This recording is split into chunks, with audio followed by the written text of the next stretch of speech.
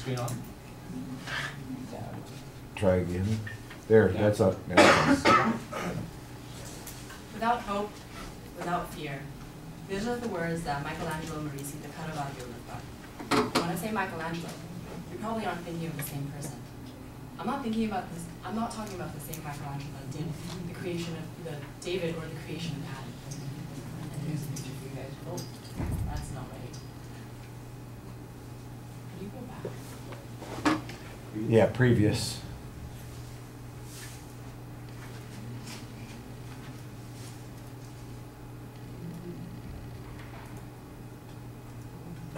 Here's a picture for you right here. The Michelangelo I'm talking about is more commonly referred to as Caravaggio and happens to be one of my favorite artists. Today I'm going to show you how Caravaggio's revolutionary art continues to capture the attention, strike controversy, and even influence today's society. I'm going to start off by telling you a little about Caravaggio's life. Here's a picture of him, and he looks very happy in this picture. He had a very short temper, and he lived a very fast-paced, violent lifestyle. He was known throughout Italy as the devil's painter, and I know it's kind of hard to imagine a gangster painter, but that's exactly what he was. There are actual police records of him getting into bar fights and everyday brawls, and according to BBC News, there was a police record warranted for his arrest for throwing a plate of cooked artichokes at a waiter's face. Later on in his career, he was sent on the run for the murder of a rival gang member over a lost tennis match, and yes, over a tennis match, he killed someone. He started his career by painting personal works for a local cardinal, mostly consisting of idealized portraits of boys and mythological themes. And almost instantly, he was recognized for his extreme attention to detail and extreme realism. My art teacher always told me, if you want to be successful in painting, you better paint a lot of pictures of pretty people and landscapes, which is exactly what he did to get his name out.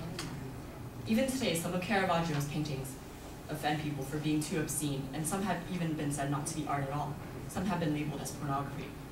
I remember last semester when I took art history, my professor told me that one semester he had a student walk out of his class because she was so offended by one of his paintings. But of course, since this isn't an art class, I'm not going to show you that picture. But I guess if you're really interested, you could look it up on Google. I'm sure you can find it. Instead, I'm going to show you this one. This one is called Boy Holding a Basket of Fruit. And I'm sure most of you wouldn't have been able to guess that yourselves.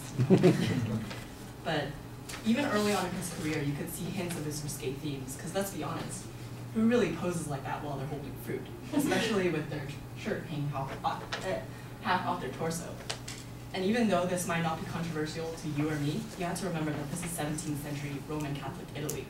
And paintings such as these would normally be displayed in a private section of one's home and only viewed to certain individuals.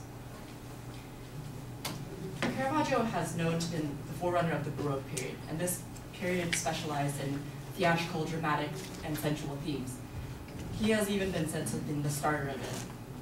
And when most of us think of religious paintings, we think of ones such as this.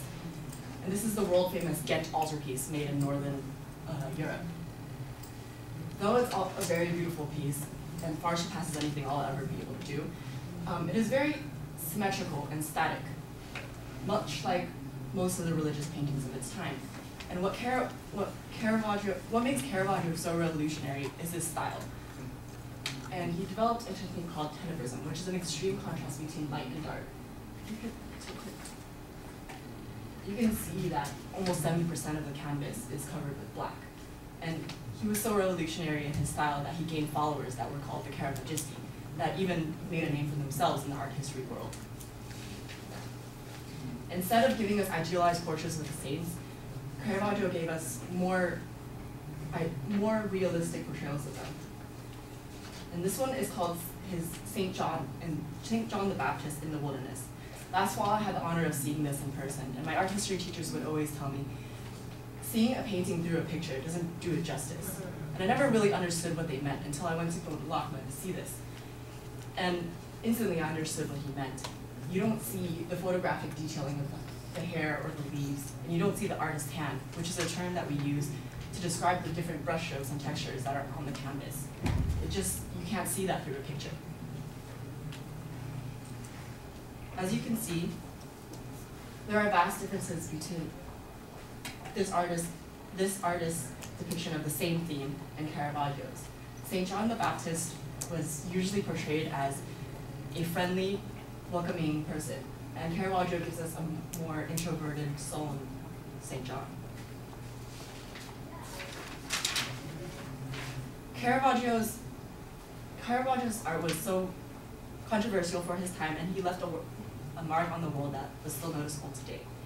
Even in today's culture, we see inspiration from Caravaggio's use of tenebrism. Remember, that's an extreme contrast between light and dark, and also nocturnal settings and radical themes, and these influences are mostly seen in modern photography and cinema.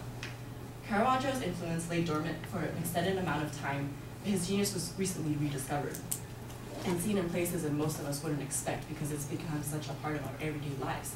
For instance, director Martin Scorsese has admitted to using Caravaggio's dark and dramatic themes influence his work in movies such as Shutter Island and The Last Temptation of Christ. You can see some tenebrism in the poster there too. And he said, quote, "The idea was to do Christ like Caravaggio," end quote. No idealized or censored themes, and instead a snippet of the harsh realities of life. Most of us may not think that an artist that died 300 years ago had an influence on us personally. But next time you go to the movies, watch the next big film of the summer, or watch that new drama on Netflix everybody's raving about, be sure to watch out for Caravaggio's influence, because you just might be surprised.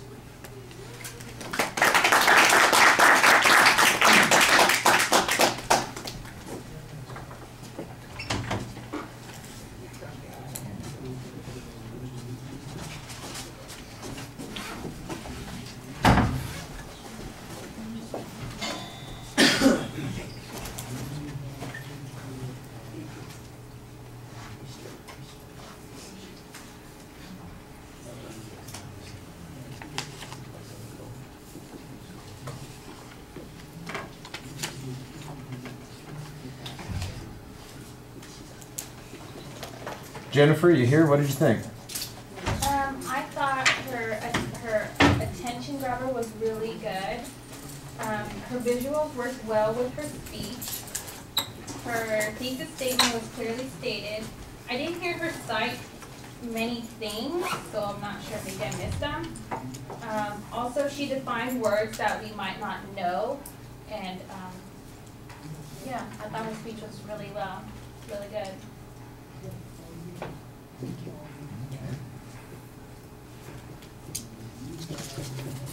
Well, there's some things about it that I think are really very, very nice, and then there are a couple things that you need to be a little more careful of. I had a hard time, I knew what the subject was, but what I needed was a little bit clearer focus on what it was you were going to say about this particular subject. I didn't really hear a preview of what the structure of the speech was, and in the body of the speech, it didn't seem like the information was organized in any particular way. However, the information that I got, I thought was really well explained. You usually, and it's very nicely illustrated with the visuals that you have. The language that you use to describe it is very effective, and I think it makes it clear what you're talking about. I did think that there were a couple of terms that you defined, and I appreciated that. I would like to know, the spelling, or you mentioned the one word, tenebrism. I wrote it out. I have no idea how close I am on it, and I'm wondering if I looked it up, for instance, if I would even find it on Google, because it would go, "What the hell are you talking about?" So it's just one of those things that there's a piece of information there that's important, and you say it, and there's nothing wrong with what you describe. Just maybe that would be one of those things that could be off to the side. For instance, under the picture that you're showing us, here's an illustration of that, and if I had the word there, it would just be a little bit clear. That's a minor quibble on the visuals. Like I said, the bigger issue, I think, on the content stuff was organization. I thought that the descriptions were excellent. I thought the visuals are integrated in the speech pretty well. You had a little bit of trouble at the beginning, but that's just technical stuff. Once you got going on the speech, everything I thought was integrated very nicely into the speech. The only thing about the delivery that I had a problem with was the leaning against the desk. I think you need to be a little bit more engaged. That looks kind of casual and awkward. I like the exit line a lot. I thought that it was a very good way to finish the speech. It was clear to everybody that you were done, and it also made a dramatic statement about the subject that you were talking about. You handed me an outline. Thank you.